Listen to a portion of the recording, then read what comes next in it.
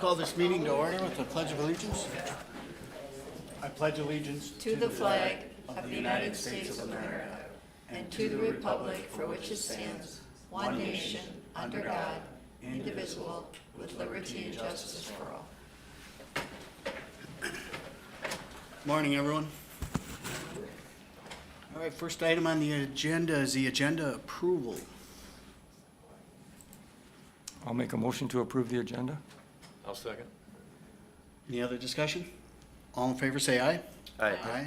Opposed, same sign. Motion carries. Any public input this morning? Yes. Come on up, state your name and your address. Yes, my name is Jane Gunderson, and I live at 24706 Falcon Road. We are owners of a property there that we have been owners for the last 25 years. I come here in representation of my father, who is also co-owner with me, and my neighbor. And maybe after, they would like to speak to just a little bit about our concern of the level of water that has drastically decreased in our lake. It's called Deer Lake. And as a concerned citizen, I would like to try to understand why it is happening and how it has happened so fast. And if there is someone who is responsible for investigating to understand why this level of water has decreased so rapidly. And I would just like to know, who do we go to? Who can we get? Who can we get that information from? Is there an investigation going on? Why did it happen? Is there someone responsible for it happening?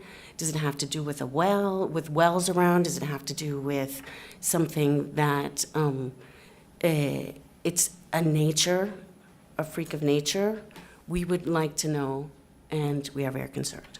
So if someone could tell me how we can get this on the agenda so that in future meetings, we can bring this up and we can find out how we can get more information about why this is happening. David, did you have any discussion? I know you've been tracking the Beltane issue. Was this also brought up at that same period of time? The number one cause is an act of God. We're in a pretty severe drought, if not severe, just below severe. Okay, our so area. if that is true, why are other lakes not affected? Because it Why? depends if you have controlled inlets or outlets to your lake, and it depends where you are on the chain of lakes. The Mantrap chain of lakes starts with up at Big Mantrap. Everything flows south in that watershed and ends at Lake Beltane. Well, Deer Lake is right towards the end too, but it's higher than Shallow. So it drains to Shallow, which drains to Beltane. So that's why Deer Lake is severely Suffering low. so much. You'll notice a creek between Deer Lake and Shallow yeah. Lake is basically dried up, Right, which that indicates that Deer Lake is higher than Shallow. And even Lake Beltane is down, I want to say almost 2 feet. yeah. Last I checked with somebody, it could be down a little more, but it's basically drought. It's a drought. It's the drought. There's no other reason that could happen No, so I mean, quickly. people are always quick to blame the irrigation and stuff, but back in the 90s, they drilled 2 big wells at Lamb Weston when they were going to expand the potato plant. And they pumped water out of there for multiple days. The aquifer dropped an inch. The minute they turned the water off, it came right back up. So you can't pull enough water. We're at the top of the Itasca Moraine too. Everything flows south from us. So when there's a drought and everything's flowing south and there's nothing to replenish it, you're gonna have lakes that have that problem. Unless you're spring fed from the aquifer or you have a controlled outlet. Yeah, because there are rumors about maybe the creek that is feeding into, that maybe it's built up a beaver dam. Maybe there was some kind of blockage so that that flow is not flowing in as it has in other years. No, I don't think so. The whole chain is just down that far. But has anybody, and is there anyone that's responsible that we could go and talk to and they could? God, I was thinking, wasn't Darren Halverson used to be the DNR hydrologist? a hydrologist. In You the could area? you could ask him about it. He's gonna know a lot more than any of us. Is Darren Right. still around, or? Darren is, Yeah. but he took a different position. Okay, he could put you in contact with The whoever the new DNR, person we is. don't have control over water. Right. Yeah, the DNR would. It's just that because of this commissioners' meeting that was coming on, we just wanted to voice our concern, that we're very concerned about it. And it's really hard to control low water. I mean, high water is a different thing. You can try and create outlets, very expensive to do. I mean, we're looking at trying to find a solution for the Beltane Lake high water problem when the opposite happens. But yeah, droughts, I don't know what to tell you, you know, droughts are droughts. I mean, look at Lake Powell too, out west. I mean, that hasn't recovered forever, but when it does recover here, I'll tell you what, it will recover fast. A lot faster than one would think. And we had the gentleman at the County Board of Adjustment and Equalization on Deer Lake that his dock is, you know, had to be extended because of the dry conditions. So we've heard about it. Oh, And good. hands up pictures. I mean, it's unreal. It's unbelievable. It is, it is. Yeah, and Duck Lake down on the southern part of the county too, that's really tough right now too. So there's, you're not the only one, Boulder Lake, there's people that haven't even been able to put their lifts in. Right. And I'd like to. And that's part of They're it, Boulder's part of the same chain. I imagine Spider's probably way down too. So it is a Just question few of, years ago, Spider was struggling with high water and they came and wanted us to do To something. let it all out. Yeah. yeah. So it's just freaking nature. Nature. And when it comes back, is it due because it's going to be raining or because of snow level? I can tell you what the DNR is saying here. With less than a half the average snowfall across much of the state and extraordinary warm winter temperatures, drought conditions in Minnesota persisted through the winter of 23-24. Spring rains relieved drought conditions this about a year and a half ago.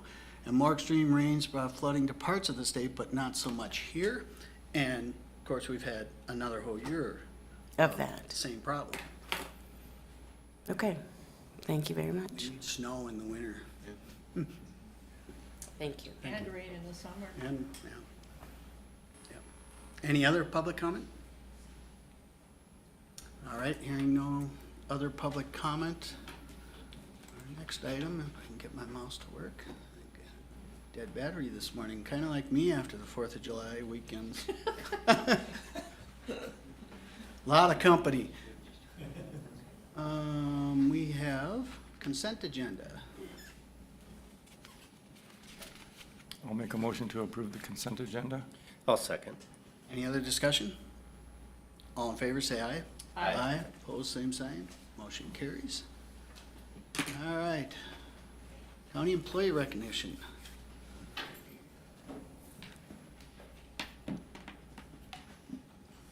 Morning, Mike. Good morning.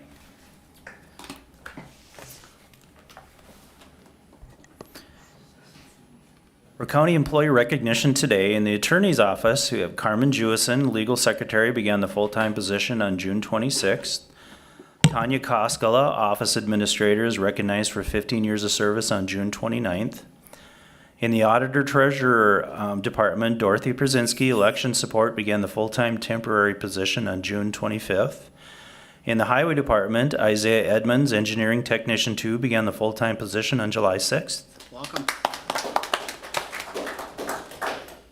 In human services, Kylie Benson, social worker, is recognized for 5 years of service on July 6th.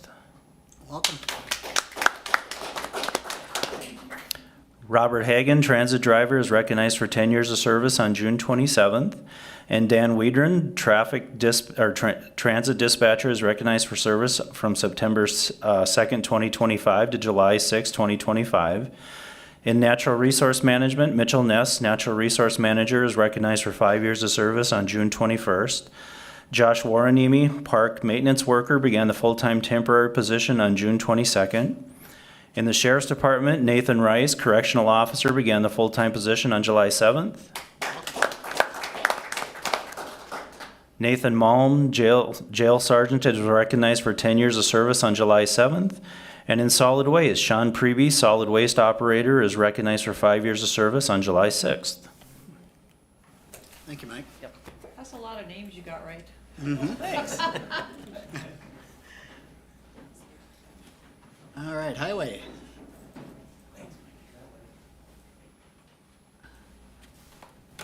Morning. I have one agenda item, and then Adam does have a construction update as well.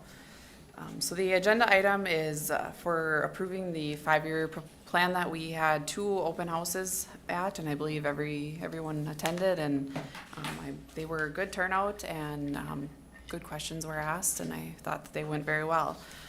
So as part of this agenda item, there is approving the 5-year plan, and then there is also approval of the resolution to continue the sales tax in the county for use on the highway system. That projects were included in the 5-year plan utilizing that sales tax money.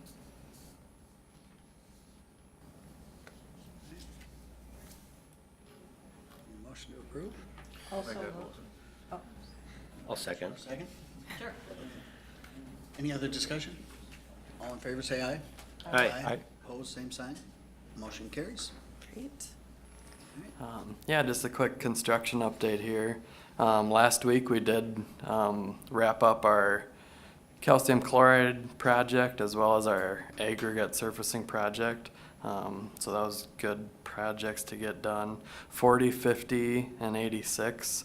They're shouldering this week and striping. So they should be wrapped up the end of this week there. Same with Jackfish in Clay Township, should be wrapping up the end of this week as well.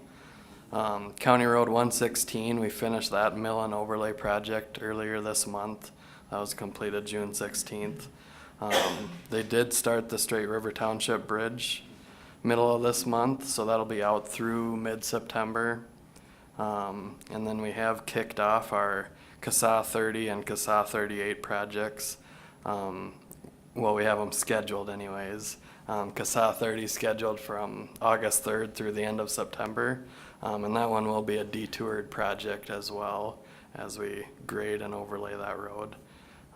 The CASA 38 bridge replacement, that's expected to start early August through mid-October as well there. So yeah, kind of a busy start to the season, but we've got a lot done already in June here, so. Just an FYI for you guys, Holiday Road, the Township Road coming off of 40 comes down like this from the rain last night. There's loose gravel coming right off the curb Oh, okay.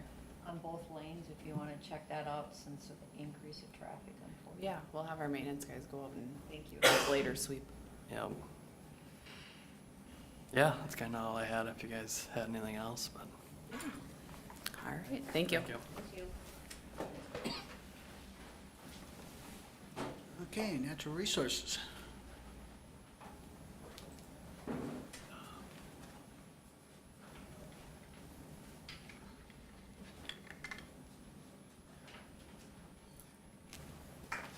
Good morning. Morning. Just one simple thing today, I hope. Greg Hensel, our county agriculture inspector, applied for a grant for brown knapweed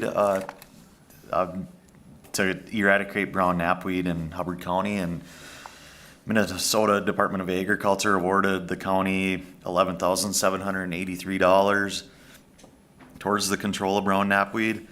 And brown knapweed is, so spotted knapweed is mostly the most common in Hubbard County, but brown knapweed's getting to be very severe up in the northeast part of the county.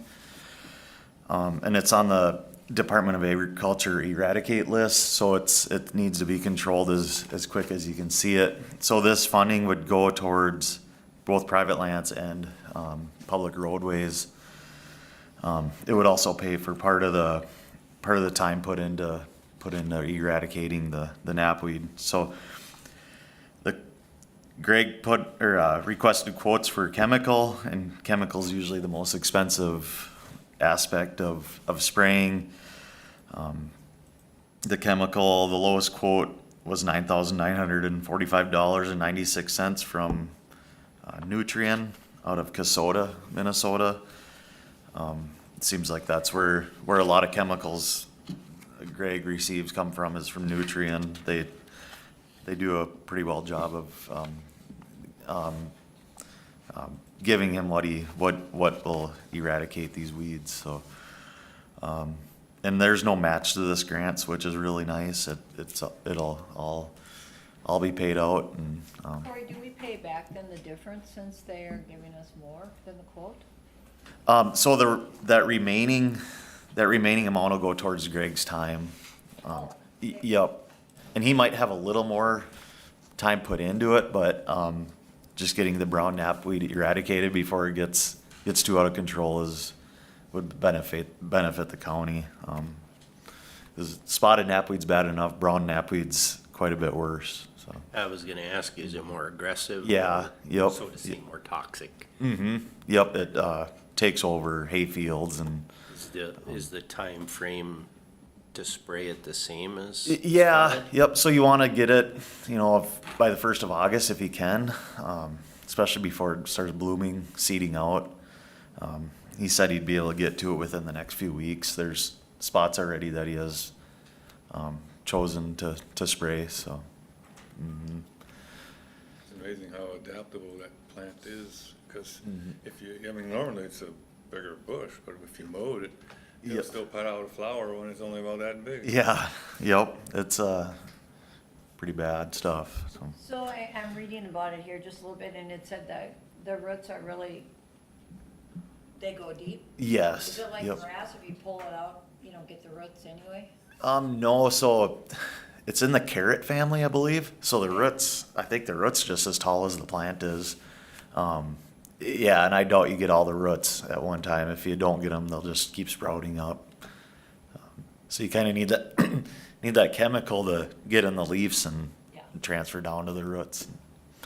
Which, in the Heartland Park, there's knapweed. Which variety is that? That's spotted knapweed. Yep, and spotted. Yeah, it's really bad, but it's everywhere. I don't think we're ever gonna be able to control spotted knapweed. Is spotted on the control, Yeah, or is it eradicate? I think it's on the controlled. Control? Yep, Okay. yep, yep. And that you That's can what I control thought. better by mowing, right? Yeah, mowing. If it's on the controlled list, I think you can. Yeah, mow it's fine. And spotted likes really dry. It can grow in really dry conditions. So that's when we see really dry weather, we'll see it pop up at Heartland Park, 'cause that's pretty sandy soil. A lot of times on the shoulder of the roads too. Mm-hmm. Yep. Drives there very well, so. Yep.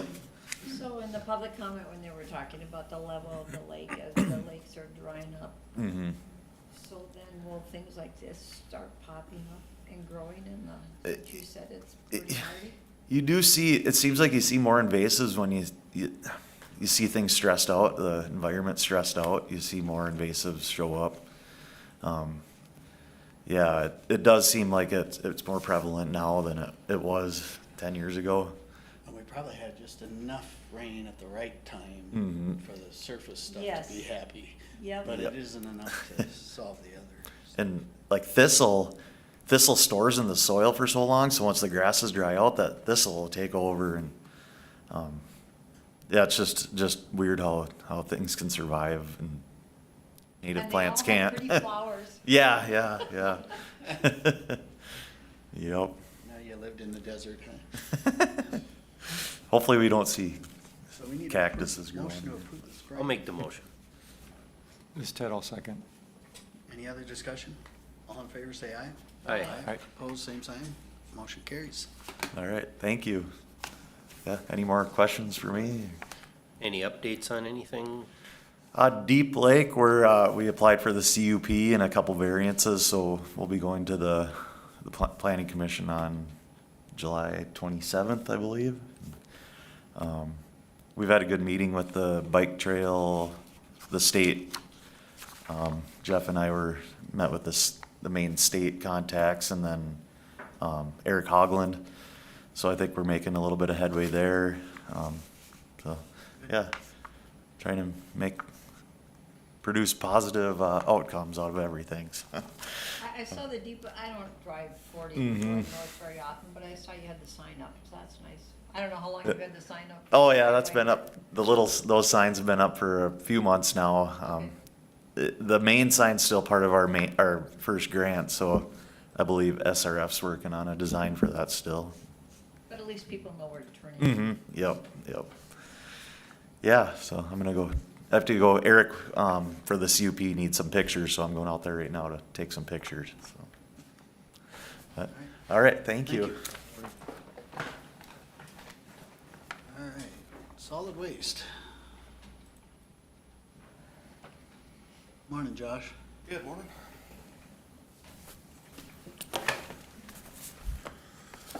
All right. Couple items for you this morning.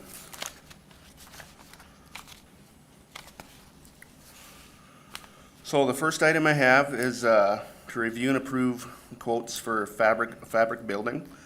So as part of our MPCA Reuse Center project and also an MPCA Greater Minnesota Grant project, we're planning to construct a 53 by 128 foot fabric building. We utilized cooperative purchasing through Sourcewell to obtain the quote from Greystone Construction. And this would be for the purchase and installation of the fabric building. Project management is being provided by ICS, and that's in conjunction with our bigger reuse center project. And this is split out as part B of that project for the construction management. Site work, mechanical work for this fabric building are included in that scope of the reuse center project, so we're able to kind of share a lot of our groundwork and civil costs between them two grant projects and tying them together, which is helping us out in our scope. So a portion of this fabric building will be used for storing reuse center materials. And how we're going to do that, it's going to be kind of like one end of the fabric building is going to have the first section is going to be like a 16-foot wide covered lean-to almost for our building materials. Right now we're storing them outside in the elements, so now this will provide a nice cover over those building materials. And then the remainder of the building, it'll have a partition wall in there, and the remainder of the building will be used for our Greater Minnesota portion of our grant, which is to provide the storage needs for equipment and material related to our horizontal grinder and the equipment that we've purchased over the last couple of years with that. Quotes for so this fabric building will be going on foundation blocks, and we'll be getting quotes for that separately, which should be coming in the next meeting or two here. But we need to get this building on order just to tie into the rest of our project down the road and hopefully get everything constructed before winter conditions set in. So.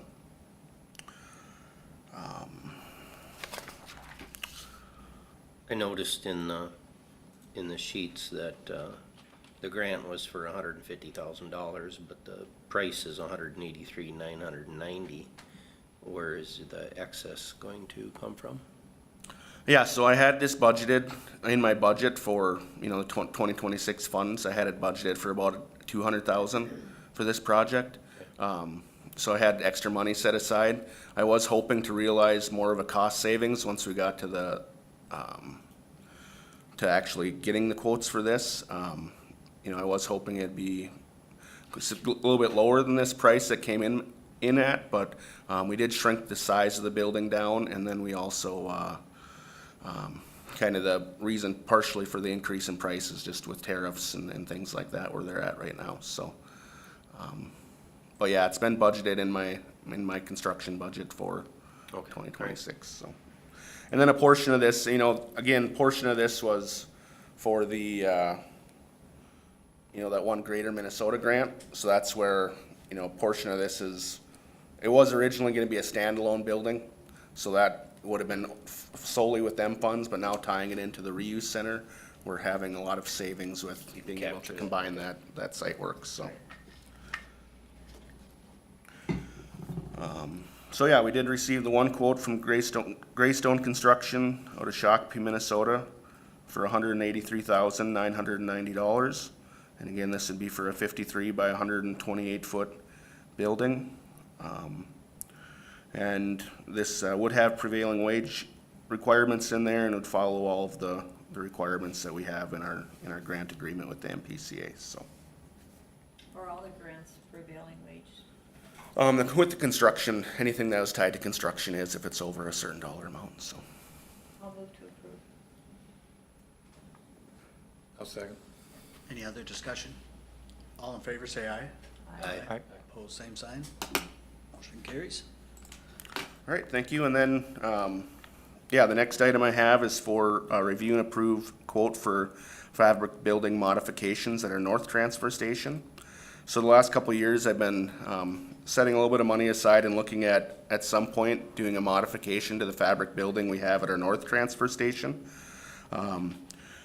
That building doesn't have sidewalls that extend all the way to the ground, so the water is able to infiltrate through the sides. So we're looking at tying it in with ordering the materials in conjunction with the this building that we're putting up in Park Rapids.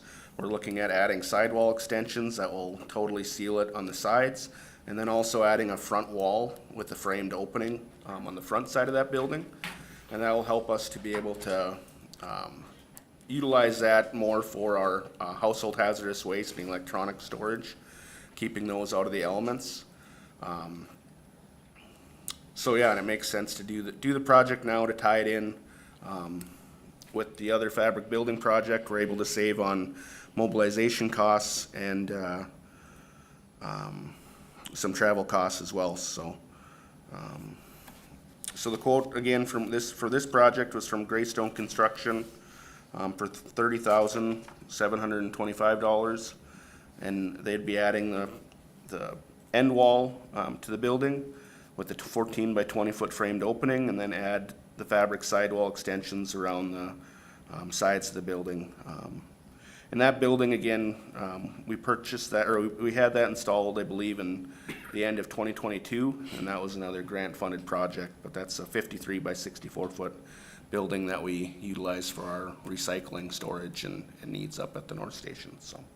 And when I stop there, it just doesn't seem that big, 53 by 64. Yep. It's something that's needed, I think, that building. I'll make a motion to approve. I'll second. Any other discussion? I got one question. I'm just wondering if you got your number correct on, on the 6613 fund? Because the 391, you don't have enough money, but you go to 392 and you got plenty of money for it. Looking at like just where my budget's at right now, currently in the year. Yeah. Yeah, so like, you know, my budget in like 391 looks a little off because like our, the remodel project that we did in the North Transfer Station was budgeted in 2025. And they didn't actually do the construction work until 2026, and we didn't pay it until then, so. You know, all the money that's been expended in our 391 fund under that account was for 2025 budgeted work, so.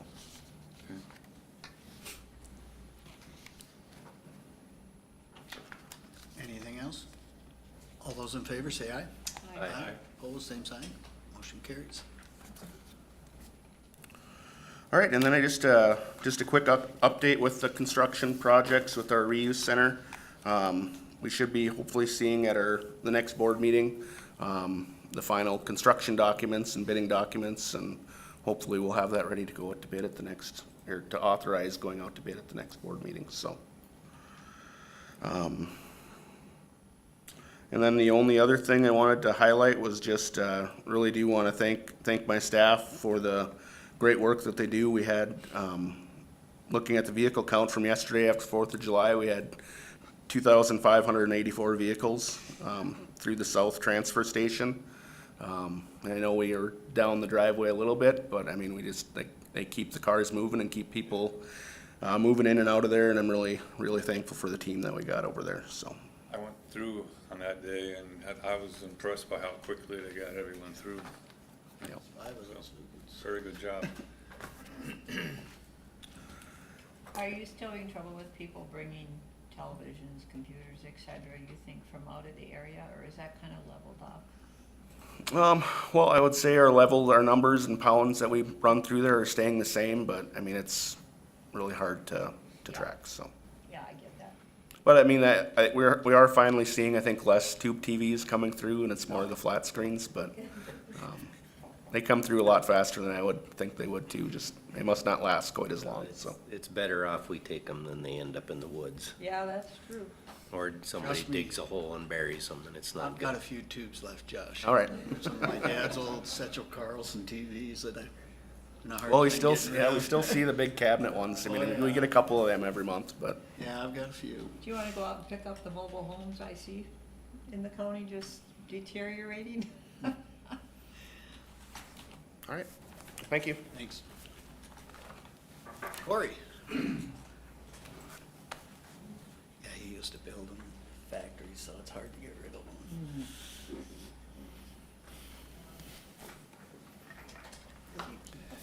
them. All right, I just wanted to briefly update the board a little bit and maybe clarify the Park Rapids Enterprise article and how it pertained to our responses, to the city of Akeley. That article,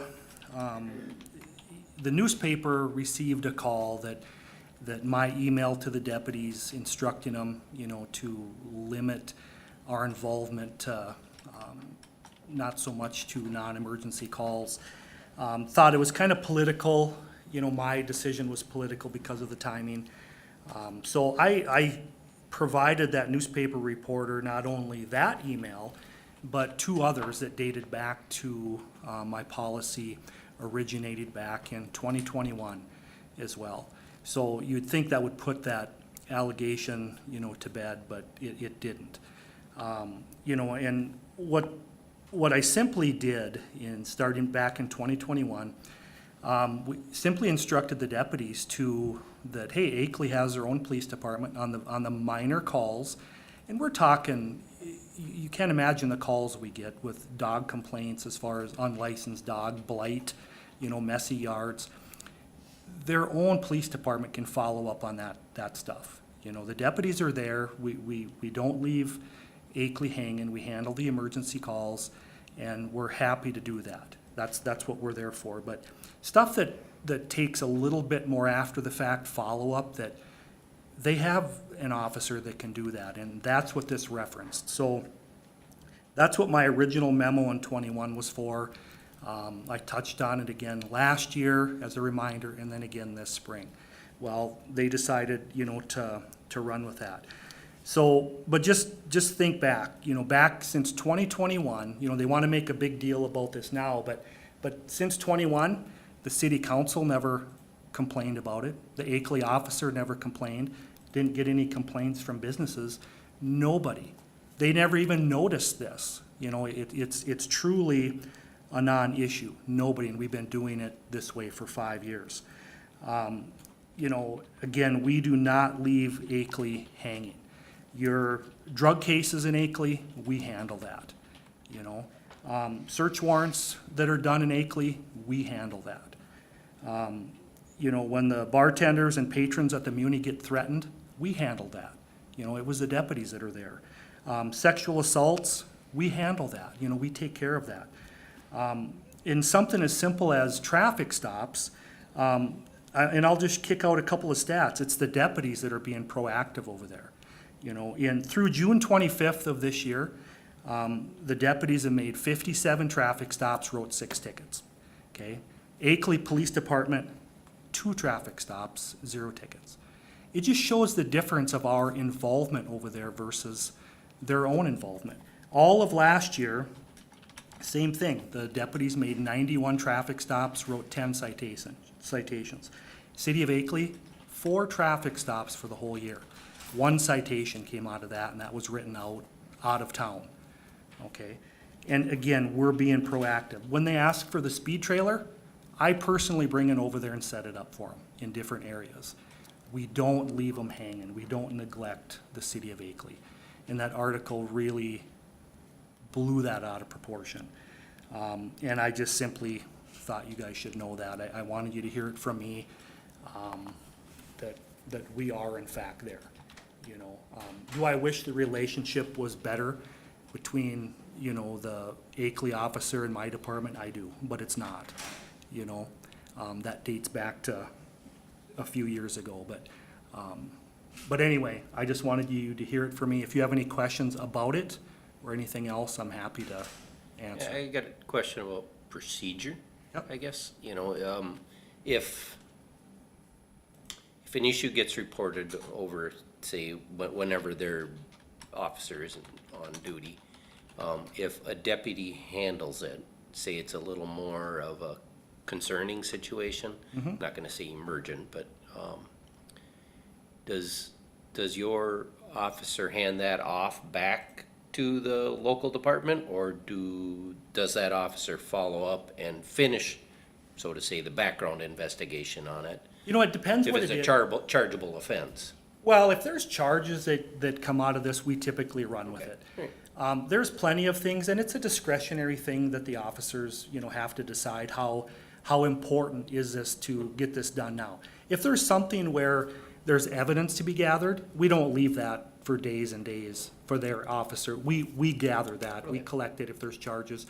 You know, but yeah, simple follow-up though. And what happens is if an incident happens, dispatcher creates a report, an incident for the deputy, but also we generate one for the Akeley officer. So when he does come on, he can see everything that happened. And then the deputies, and in my email, I made it very clear to the deputies to make it very clear to the Akeley officer what we have done. You know, so there's no question on what he may or may not need to do. You know, because there's ongoing issues, say with a particular dog, that maybe the Akeley officer has handled 3 times before. So he needs to know, hey, we got another complaint, we'll let you run with that, and if a city ordinance citation needs to be written, have at it, you know, so they can do it. We're not gonna do that. That's something that he can do on his own. But no, we try to make it very clear so there's no questions about it. Yeah. Sometimes you get, you know, and this was highlighted, you know, gas thefts. Well, there's gas thefts and there's people who forgot to pay for their gas. There's a big difference there. And sometimes the gas station will call and say, hey, we got this license plate, or it's Mr. Johnson or whoever it is. We just need to tell them to come back and pay for their gas. Well, sometimes their officer can stop by that guy's house and tell him, hey, you forgot. It's nothing I have a hard time justifying taking a deputy who might be up in Lake George, for example, driving all the way to Akeley for that type of a follow-up. It's hard to justify that when their officer could simply follow up on that the next day. There's emergency calls, there's non-emergency calls that simply can wait, and we are differentiating them, so. But again, if you have any questions, I'm happy to answer them now or in the future. But I just wanted to bring you up to speed so you hear it from me direct, so. All right, thank you. Corey. You bet. All right, Fred, IT. Good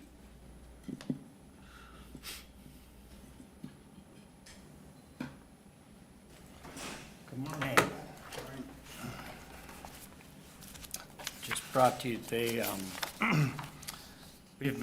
our current phone system has, Mitel has currently, basically, they no longer support it. And they kind of left us with an upgrade, and that upgrade kind of broke some things. And of course, they no longer have ability to fix it. So yeah, it was kind of frustrating.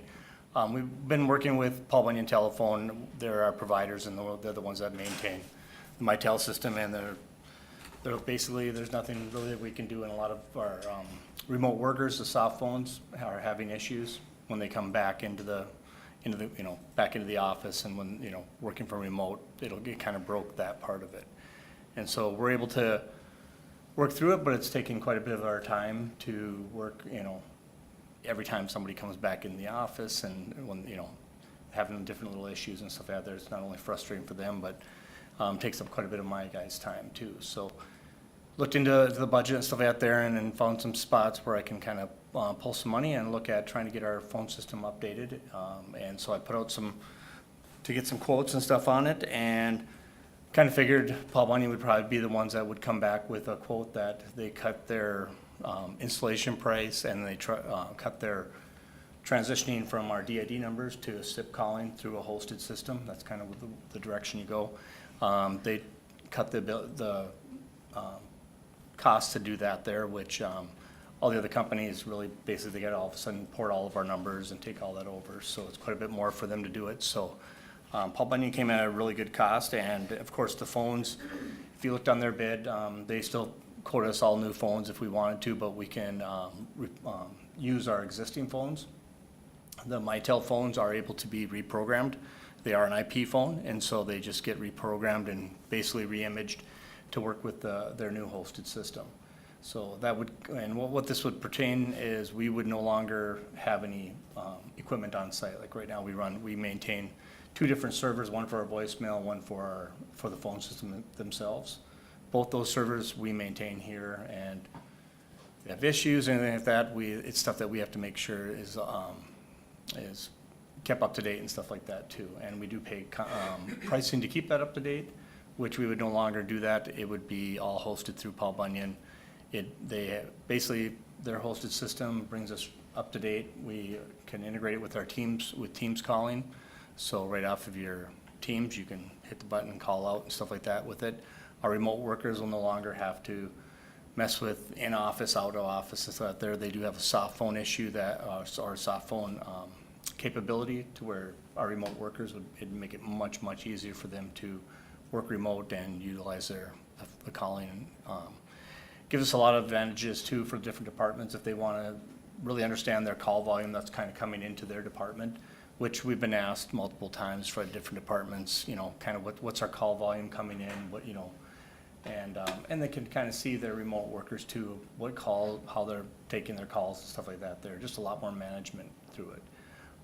And basically it brings us, as far as having to maintain, we don't have to maintain any servers or anything like that with it. And we do have redundant, with Paul Bunyan and Arvik, we do have redundant transport in and out of the so in case Paul Bunyan, something happens with them, we still have Arvik up and going as far as getting through for our data and stuff like that there for calling. So they have, most of the hosted systems, like Paul Bunyan has 3 different sites that they keep up and going. So if one site goes down, the other one takes over as far as if they're having an issue or something like that. So looking at it, I was kind of hoping to be able to push it off to 2027, but it's gotten to be more of an issue than we kind of at first thought it would be. And so I figured I'd look at it, and like I said, we got some quotes on it and stuff like that there, and so I'm asking to approve the ability to go forward with this, and just. So you're saying Paul Bunyan is saying that you can utilize our existing phones, but for how much longer? I mean, is there gonna be another change that in 3 years, okay, well, you can't use those phones anymore, you gotta spend another $60,000 for new phones now? Those phones, actually, when they flash them with their system, they could be, at some point, I suppose they will end up going out of date, and then we would have to look at any replacements and stuff like that there, we'll probably be looking at putting on the budget to do some replacements and have some on hand, but we're gonna utilize most of them. There is some of our older Mitel phones that weren't set up to be able to, when we first came in 2022, some of those new phones, I think there's about 50 of them, but we have close to 200 and some, and we're gonna be looking at transitioning quite a few people to, most of the counties that are switching to the Teams calling, they're actually pushing most of their people to headsets, just soft phones, basically all your calling's on your computer. Not really giving them a choice and stuff like that there to migrate to that just because of the cost of the phones and stuff like that, so. They're not that old, so I think Yeah. there should be Yeah. plenty of life left. And then even if there wasn't, because of the exact experience we're having, people will go to new, there'll probably be used product available for quite a while Yeah. if we have some. Yeah, I just wanted to avoid Yeah. And we are significant expenditure in the It near is. future again. Yeah, so. Yeah, and we are looking at, most of our at-home workers, they're gonna be bringing their computers now back and forth. They can just be transitioned to the soft phone, where they'll have to use a headset as they come in. Yeah, which they're used to doing that, you know, if they're working 4 days out of the office, they come back in for a day, that's how they're used to communicating anyways, so it's kind of one of those things that will be, you know, so then we can utilize those phones for people that, you know, do need to have a actual handset and stuff, so. Are you Looking at- comfortable with working with Paul Bunyan?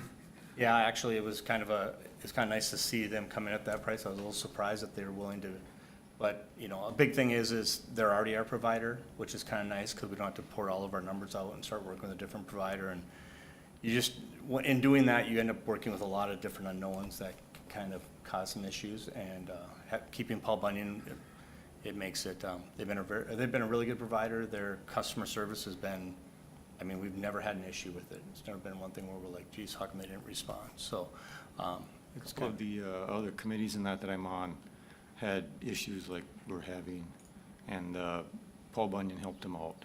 So I've heard nothing good but from them, so. And they're experiencing, of course, Paul Bunyan was a big Mitel, and a lot of different phone companies around and stuff, Mitel was the business solution, and it's not just hitting our county and our, you know, the businesses here and stuff out there. Anybody who has the Mitel solution is, you know, and that's part of the reason why Paul Bunyan kind of gave the option to be able to use really wanted to be able to use that Mitel phone, because they know that is one of the biggest costs, and switching over to this hosted system is having to integrate that cost into it. And as you can see in some of the quotes, they just integrate the phone cost into it, which basically doubles the monthly cost for the, you know, and then that monthly cost just continues, you know, over the, you know, year after year, where without having to pay for that, have that phone cost added onto it, we don't have that big monthly cost, so. I'll make a motion to approve. I'll second. Any other discussion? All in favor, say aye. Aye. Aye. Opposed, same sign. Motion carries. All right, just a quick update on the, our networking. That I came for the, kind of the network refresh. We have most of the switches and stuff kind of in place. The new fiber is hooked up. We just have a couple hooking up the Public Works and then our Veteran Services. Just getting those remote fibers kind of hooked in and those switches up and going. And then most of the program has been done, and we're getting close to being able to kind of be just to switch over to the new network, so that's kind of exciting. But yeah, that's going really good. All right, thank you. Thank you. Administration. North Memorial update. Morning. Good morning. Thank you, Mr. Chairman, Commissioners. I'll give you the first quarter Park Rapids ambulance report. As far as staffing is concerned, we had paramedic crews or ALS crews 73% of the time, and BLS crews 27% of the time. We did have 3 paramedics that were on leave of absences during the first quarter, so that did affect the number of paramedic crews that we had on duty. But 73% is still a good number, considering that we have a part-time ALS license. As far as the volumes are concerned, we billed 361 patients during the first quarter, and in the first quarter of 2025, we billed 392, so it was just a little bit busier last year. Our annual budget for 2026 is 1,634 transports. In terms of 911 giveaways, these are situations where we have to rely on mutual aid to take a ambulance call. And internal, which is Walker, they came over 45 times. And external, which would be, could be Detroit Lakes, could be Wadena, I don't know, without looking exactly what the situations were on those 3. As far as the response times are concerned, we got there in less than 10 minutes 60% of the time, less than 20 minutes 87% of the time, and less than 30 minutes 90% of the time. So again, those are good response times, considering the rural nature of the area that we serve. Kevin, I just have. Yes, sir. When you say response time, is it figured from the time the call comes into dispatch or from the time the ambulance leaves the shed? It's measured from the time we know about the call or we get the call to arriving at the location. All right, thank you. And these, we just measure this just measures red lights and sirens calls. Yep. In terms of community involvement, we continue to do the things that we have done in the past.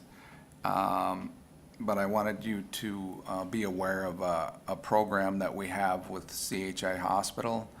It's an autism program, and it got really good coverage in the newspaper. It is a program where we bring kids in that have autism and show them the emergency room, show them the ambulances, let them, get to know our teams a little bit so that if they ever were in a situation where they need emergency medical care, they would hopefully be a little bit more comfortable with those environments. As far as our patient satisfaction scores are concerned, our goal is 89.7 throughout our ambulance division, and during the first quarter, our scores were, the average was 91.18. And there weren't any comments during the first quarter, but if we do get comments, moving forward, I'll always share those with you too. In terms of destination hospitals, I listed those there for you. Obviously, we bring most of our patients right here to Park Rapids. And I wanted to talk a little bit about the Sanford merger. I'm sure that you've heard of that. It's going through the regulatory approval process, which takes anywhere from 2 to 6 months. So the soonest anything would happen would be in August, and that's if everything, went completely smoothly and there weren't any issues. It could take longer than that, another 4 months past August would be 6 months. And the thing that we want you to know is that with this merger, we're not changing any of the areas that we serve. We know that right now. We're familiar with Sanford's EMS. Their biggest operation is in Fargo. So we've had a good relationship with them in the past. And like I said, the main message that we want you to be aware of is that we're not going to change any of the areas that we currently cover. There is a website that's intended for the public that I'll give you here that does a great job of explaining how this all came about and what the plans are. And the website is sanford-north.org.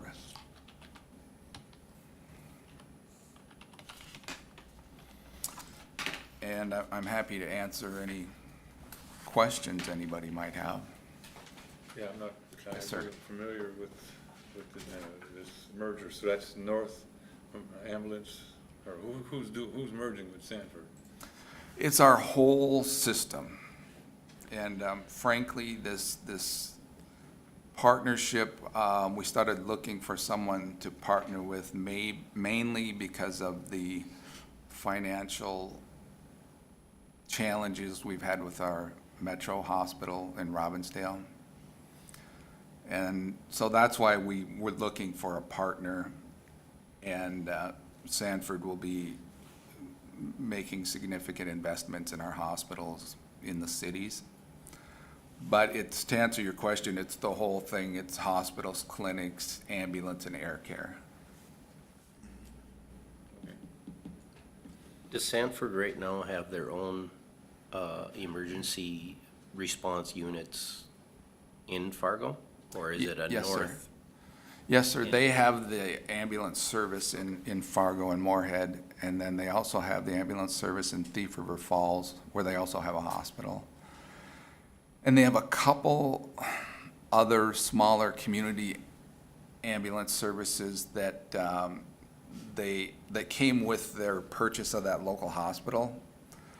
So they don't typically, when they expand, it's typically because they've taken over the local hospital and the ambulance came with the hospital.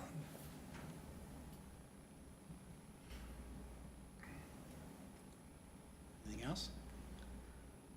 Thank you. Thank you. Yeah.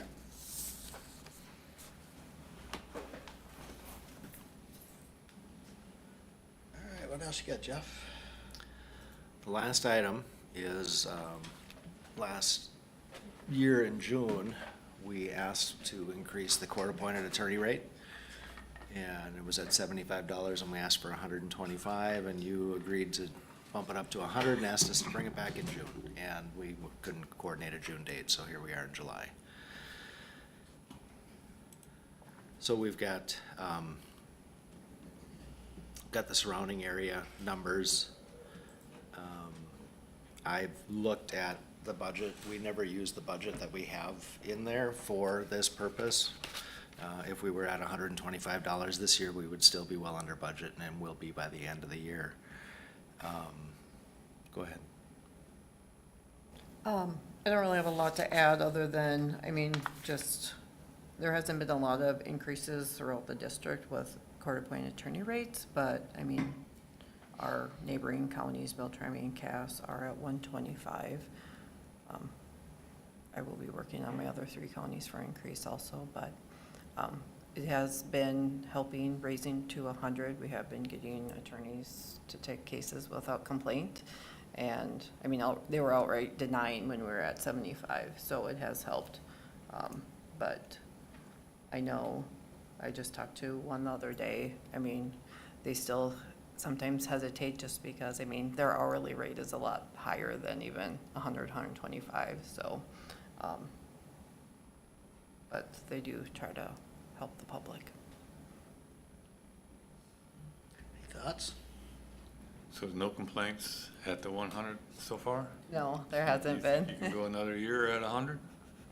Yes. It's kind of where I would land too, since I know the budget's gonna be tight. It's not a lot, but it's still something. It's maybe $2,500 in a year. Yeah, but it's something. I do think you have to come back every year though, and we have Okay. to keep it, so we don't get drastically behind, Okay. not know it. That was my thought, and I thought if we were gonna increase anything this year, I wouldn't have gone the 125. You know, when you think about going to 105 or 110, that's 5 or 10% increase. So I didn't know if anybody wanted to entertain something like that. I would be willing to do that because instead of making such large increments, Yeah, plus the people are doing a service, because they could easily say no, and so I think it's a gesture of goodwill okay, to go 100. I'd do 110. okay. Is that a motion? Sure. I'll second it. Any other discussion? All in favor, say aye. Aye. Opposed? Aye. Aye. All right. Okay, It thank you. passes. I'll Route be 10. back next year. Route 10 it is. Dave and Tom opposed? Okay. All right. You know, I just kind of on a side note, I know some people that have had to hire private attorneys to defend them, and it's very expensive. Their hourly rate is very expensive. I think even at $110, it's a pretty good bargain. They're being gracious to do And that. they're doing a lot of the work that, you know, these people can't afford in the first place. So it's a struggle. But yeah, going to court is expensive all the way around. Okay. Anything else, Jeff? Working in the background, have some meetings to get things prepped, to get the preliminary draft of the budget together. We will have a personnel committee meeting following this meeting today, about 15 minutes after. We should have a general government meeting next week after the work session, just to review some of the assumptions that I'm gonna use to put into that first book. And then that first week of August, before the first meeting in August, you guys will have the first draft of the budget again, and hopefully we can make that as complete as possible. Right now, we're getting all the emails from everybody about, this is our request for this year and this year, and everybody's pretty good about that, so we're getting it all in one bucket. And I have a meeting on Thursday with Robin and Jane and Marie, just to kind of review what I need from them for reports and numbers and what they're using. So by the end of the month, we'll probably have a pretty good idea, and I think 2 weeks we get it out to the department managers to fill in the non-personnel stuff. So it's that time of year again. All right, committee reports. Tom, you want to start? Sure. Throat. Yeah, I had a number of them. I had to get busy right after coming off vacation. In fact, the very day I got back, I had a meeting. Let's see, Parks Board, they made a motion, like I said, to recommend, that with Deep Lake Park, that the new maintenance building, instead of using the old maintenance building, they build a new one and combine that with the restrooms. So that's the Parks Board's recommendation. And also they made a motion to recommend, the county owns some land near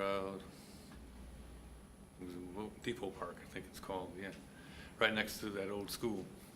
It's 0.56 acres or so, but they laid out to where it can easily fit 6 courts in there.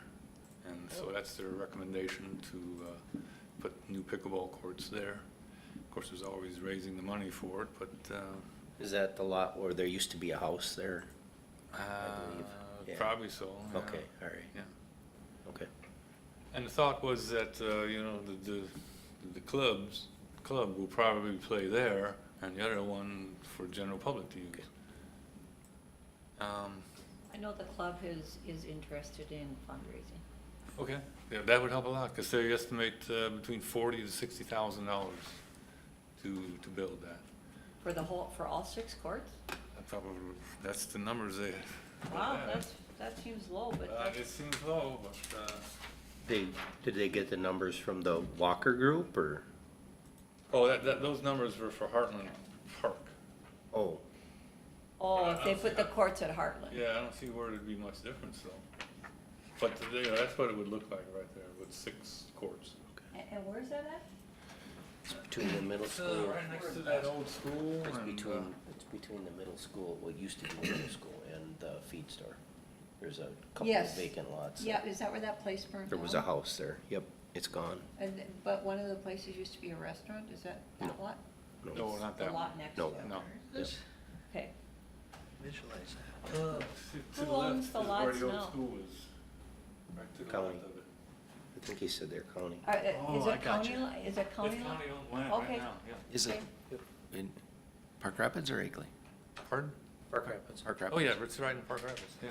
0.56 Right next to the middle acres. school, just to the east of the middle school. So is there what's any? that The old middle school. Yeah. The apartments. That's a Well, problem. if you expand it out, you're gonna see Well, the yeah, tennis that courts might- not yeah. far away from That's a there. problem with HLDC I'm not plans. sure about that building, it's not part of it. Oh, I think I wrote the parcel number down if you wanna. Yeah. Right next to Northland Feed and Seed. so, irregardless where the new courts would go, is there currently any dollars in the park district, that they allocate from year to year to use, or would this be starting from scratch? There probably would be some available, Dave, can I see that, please? Could be working on next year's budget, but, yeah, with timber sales increases, more money coming from there, it's possible to get some, yeah. But, I'm sure Corey's working on the budget very soon here, if not already. Yeah, and there's also talk that the city, the school has, property they wanted to sell, and the city was also looking at possibly developing for pickleball, but I don't think the Yeah, city has that funds. discussion came up. In fact, the city even, I think, they considered giving that land to the county to develop. Yep. But, those tennis courts are in really bad shape. Yep. There would be a lot of work spent. It would be much cheaper to put 6 courts there. So, Could they just tear down the tennis courts and start over, but then of course you'd have the demo cost? yeah, that would be the cost of it. Yeah, Correct. okay. Just looking ahead, in this, would there be enough room if these are built appropriately to, in the future, cover them? I'll make them indoor? Oh, I'm just thinking long-term, I mean, if anything ever happens with that other space to the west, So there's it may been be actually, desirable to have indoor, like an open air cover?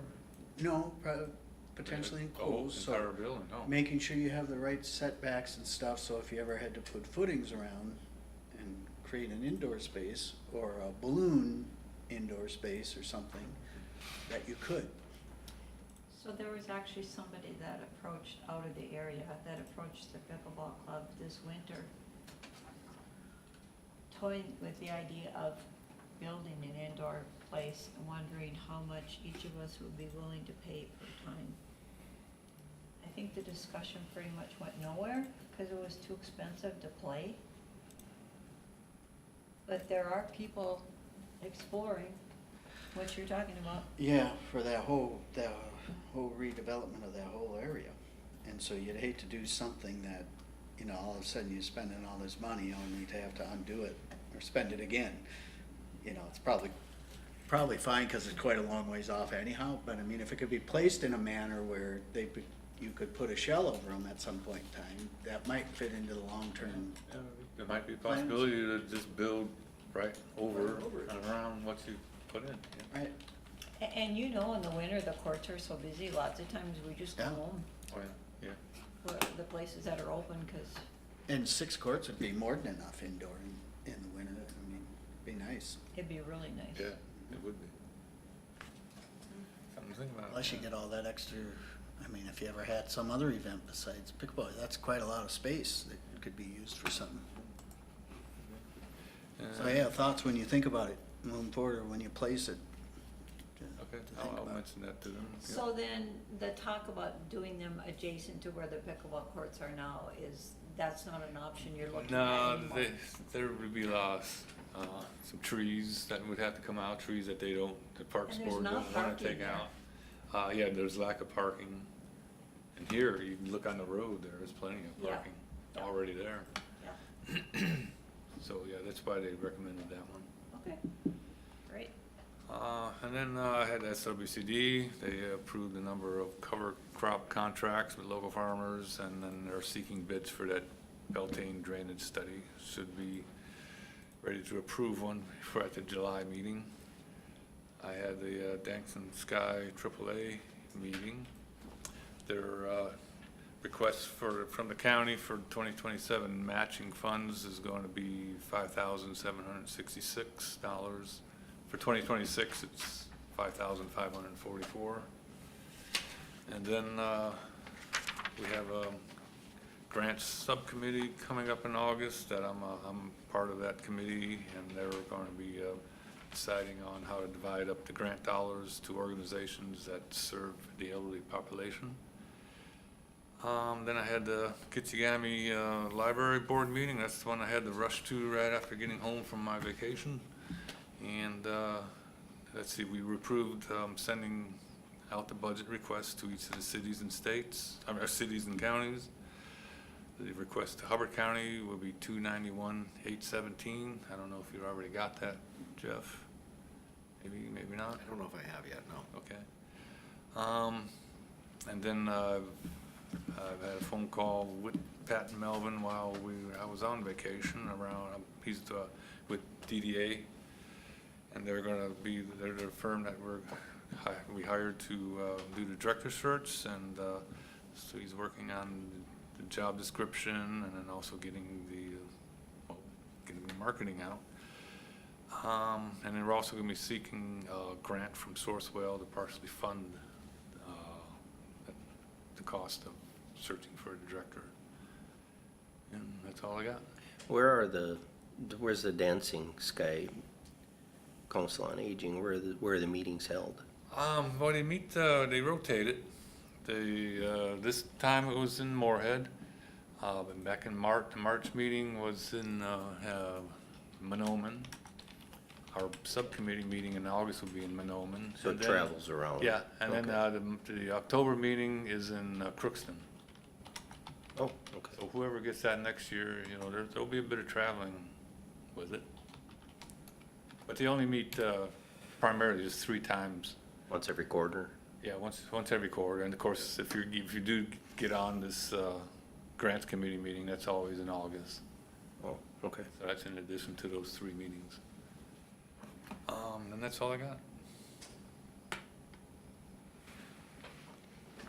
I can go next. Let's see. I look back at what I had. I'll start with the HRA EDA. We were all there. Then after that was the County Board of Adjustment and Equalization. We were all there for that. I did have a Northwest Minnesota Juvenile Center, but that was a budget meeting, so we're looking at raising our rates again to stay in the black. And to just keep up with the other juvenile centers in the state. They're charging actually more than we charge. Then I had a meeting that Josh filled in for me at BSU, and then Steve filled in for Mississippi Headwaters Board. And I had the managers meeting last Tuesday, so not a whole lot to update folks on. Steve? Yeah, basically all I really attended was the Mississippi Headwaters Board. I nominated Ted to do something. It was you. And it passed. But you know that failed? So- Because Tim emailed me, so I went to do the paperwork, and I'm not qualified to be a representative person, it was some title. Yeah. And I wasn't in the category to be that person. Oh, because of the seat you hold. Okay, it had to be, okay, all right, well, my plan failed then. But thank you. Now I know. Yes, it was me. I nominated you. And everybody voted unanimously, so I mean, you're extremely popular. Yes. It was just to be on the bank, a signatory on the bank and whatnot, so yeah, it wasn't a big Yeah, deal. I needed a employer identification number. Yep. Yeah, they really just, it was more of a recap more than anything. They did talk about phosphorus, and which I found was kind of interesting, that they've been doing a study on Lake Irving, which I did not know about, that they're studying phosphorus, that there seems to be big flushes of it on occasion that come through, and then it goes back to, so to say, normal levels, or acceptable levels, according to their testing. But when they talked about it a little further, they determined, or they're in the process of determining to themselves anyway, it's coming from wetlands. When there's a huge rain event, the wetlands hold it for a little while, but then they're forced to release it. So that's where that phosphorus bloom, I guess, is coming from in their perspective. Because it seems to coincide with significant rainfall events, and it's just a short time after that rainfall event that in Lake Irving, their study is showing that's when the phosphorus bloom happens again. So I thought that was kind of interesting. There was just some other items that they were doing. One was there's going to be a woods and paddle event in Itasca State Park on August 22nd. So you can either canoe or kayak. They didn't really go into great explanation of how far they were going to go, but I thought that was maybe something that I could attend, but I think I'm going to be gone. So, yeah, other than that, that's pretty much all I had for the end of that month of June. Before I start my committee reports, I got a question for Ted and Tom, because I believe we all got the email from the Sam's Outdoor Heritage Council. Did you get that one? No, I did not. Okay, I'm gonna forward it to Jeff, and then he can forward it to all of you because it actually has the project list. And there's several projects in Hubbard County, and since you two are pretty much the watershed people, will you take a look at the projects and see what you think? Yeah, okay. Okay. Yeah, I don't think I got it, so yeah, I'll look at it when I get it. Okay, thank you. So going along with that, Jeff, Steve, and I attended the DNR open house Oh, I day. did too. at Tom was there Mantrap. too. Yeah, I Oh, was were there. you there? I Yep. didn't see you, Tom, okay. Yeah. Sorry about that. I went on the boat ride, and so the person that was on our boat was the loon guy from the DNR, and he was so interesting, so I'm just gonna, if anybody's listening from the public, because I didn't know this, but, so when the loons come here, they're very territorial, and so one of the calls that we hear is a loon asking permission to enter another loon's territory. And they mate for life, except if, let's say a female comes in, she can run out the current female, and then she'll take over the spot. There's 85 loon nests on Mantrap this year. They had a set of twins born on one with a camera set up, and the two babies got in a fight, and one killed the other. So they were actually surprised about that. When they migrate, the adult loons can fly the entire 800 miles to the Gulf without stopping. You know, they got their feet are kind of Yes. towards the back of the Yep. body, so they can't walk. No, they can't walk, and no, and they talked about, sometimes the weather conditions, where it ices up in the sky, their wings ice up, and so they just kind of fall out of the sky, they fall on land, and obviously then they die. But what was so interesting to me was when they migrate, because I know someone that lived in Washington, and he just said, oh, we just shoot the loons. I'm like, I was just appalled. Well, when over the winter, they lose all their coloring, so they're brown, they lose their red eye, and they don't call, because their call is associated with their territory and their mating and their babies. So I found all that really fascinating. So when I got on the boat, I just said I was a county commissioner, and I wanted to see the land that we had hoped to hold out. And so and I'd never been on Mantrap Lake, so after viewing the entire area, I still think we could have easily done an and. So afterwards, a gentleman who was on there, his name is Bob Carls, came up, he's from the Legacy Fund, and so he asked me after touring, what do you think? I just said, it could have been an and. And then he asked what they could do to improve.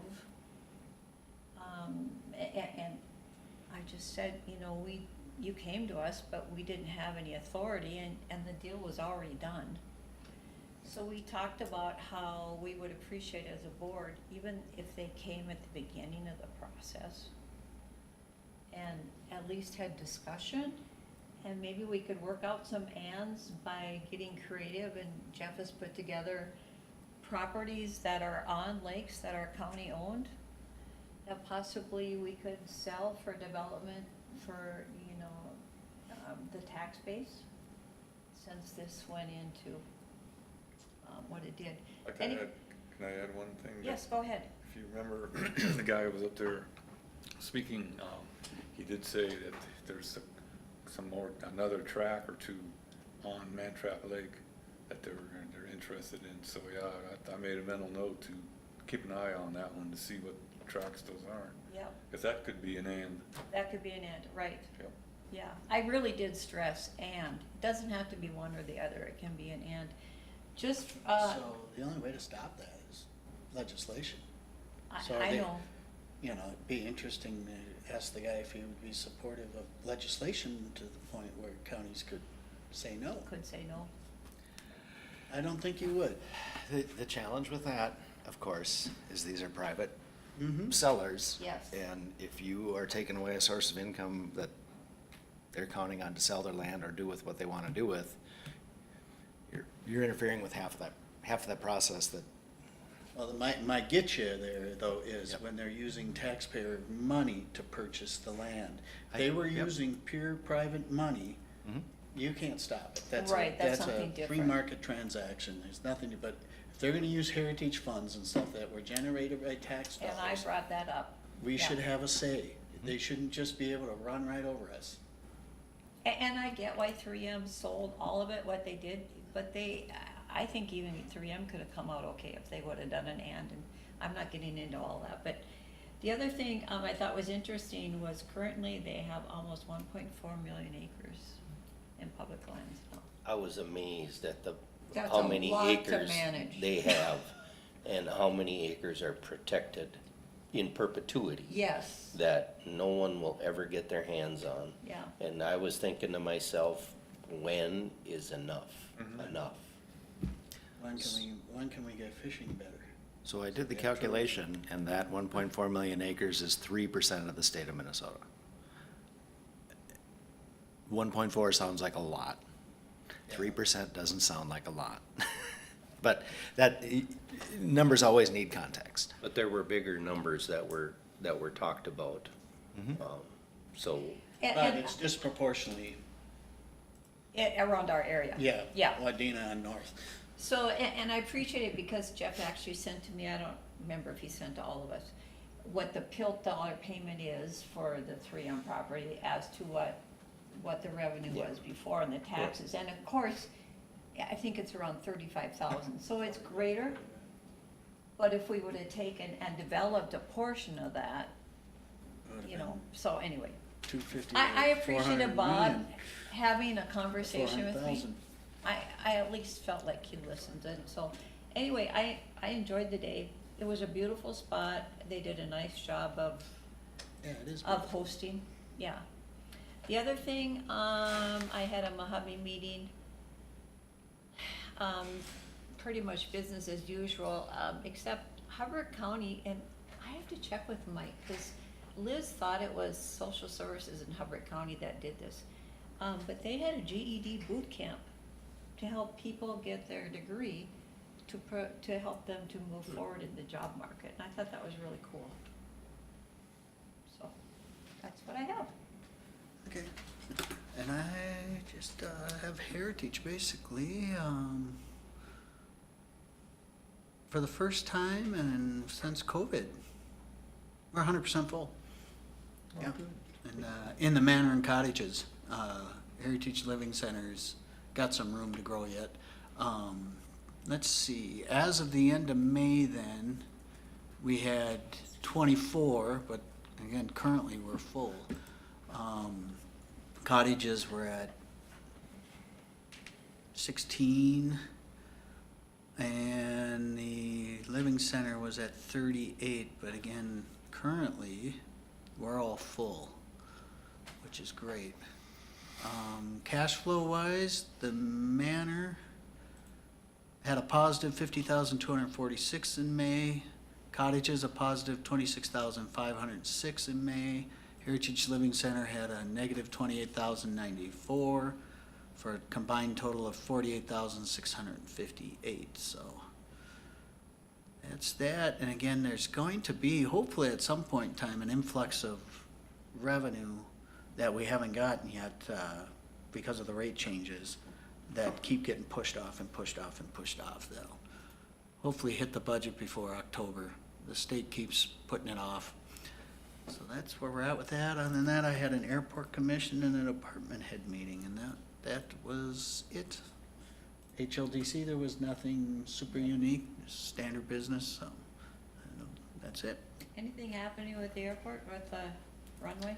Well, we did, yeah, the letters went out. We're getting letters back from people on what they're using for aircraft, and then, Okay. but kind of the consensus of the whole board is to not shrink the No, runway, period. No. And then once you shrink it, you don't get it Well, back. it's like, it costs a third just to remove the old. Why would you, it just doesn't make much sense to do that. I just thought of a couple things that, on HIP, what was brought up. Oh, yeah, forgot about that one. There was a video that was meant more for teens and so forth to try to avoid them getting into vaping and THC. It was THC Inc. And then there was a password that's Protect Youth is the password, and it's available till July 31st free. It's an hour-and-a-half long video talking about the dangers of THC and what to look out for and how to basically curve your child away from it. And then there was another one, My Life Might Quit, was another way to get people to quit vaping, smoking THC, and other things. So I thought that was interesting.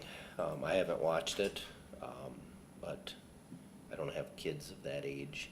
But I do have grandchildren that are exposed to occasional vaping of nicotine products, and I'm trying to work on that. But yeah. That reminds me of going along with HIP. I'm gonna help Angie along with other people. We're gonna do an environmental scan in the month of July across every facility that sells all kinds of stuff in Hubbard County, just to see their presentation and what they have on their shelves. I actually talked to somebody that's here for this summer at pickleball yesterday, but lives in a different state. And there's one of their sons is addicted to synthetic fentanyl. It costs him $100 a day, and he just goes to the gas station to buy it. By fentanyl? Synthetic fentanyl in whatever state they live in, which I'm not gonna say. Yeah, and so we've talked about that at HIP, that if you go to gas stations, I'm speaking generally now, it's one of the biggest drug dealers in America, legal drug dealers, yeah.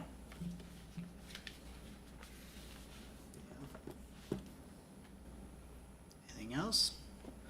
Upcoming meetings. Meetings coming up, AMC Virtual Lunch and Learn, on the state of rural Minnesota. That's Monday, July 13th at noon. Anybody gonna Yeah. try and catch that? I'm Good. gonna try catching I'm up. gonna try to. I don't know Yeah. if I'll be successful at it. That might be But you interesting. know what, once you sign up, they send it to you, even if you Yeah. miss it. Oh, okay, all right. Yeah. Well, I'll go and I'll make sure I sign up. I haven't done that. Okay. NACO Annual Conference, Friday through Monday, July 17th to 20th in Orleans Parish, New Orleans. Oof, hot. We do need to talk though about for budget next year if we wanna send one person. Am I the only one involved in NACO committees or any of the rest of you? At this point, yeah. Cause there's even if you talk to the commissioners in the rural counties, we need to know what's going on here, Yeah, whether we send somebody or not. I'm interested in some of the committees that NACO has. Yeah. not New Orleans in July. And that's where my son's going on vacation there. I'm like, what are you doing? It's Bad. cheap Arlington. I gotta go to Phoenix in a couple weeks. It's like, oh, Well, it'll be hot. yeah. Torture. All right, and township meeting Monday, July 20th at Rockwood Township. And I've got a planning commission board of adjustment meeting that night at the same time. Oh, so I one of was- us should. I was thinking about Okay. going, and it's the same place we had the 5-year road plan, so a lot of my northern townships go to that meeting, so I'll probably go. All right, you guys are going for sure, that's good. And building conflict resilience, Wednesday, July 22nd at Sourcewell. I'm going to that one. Okay, and is there any other ones that we don't know about? All right, otherwise I entertain a motion to adjourn. So move. I'll second. All in favor? Aye. Aye. Opposed? Meeting adjourned. And we will have the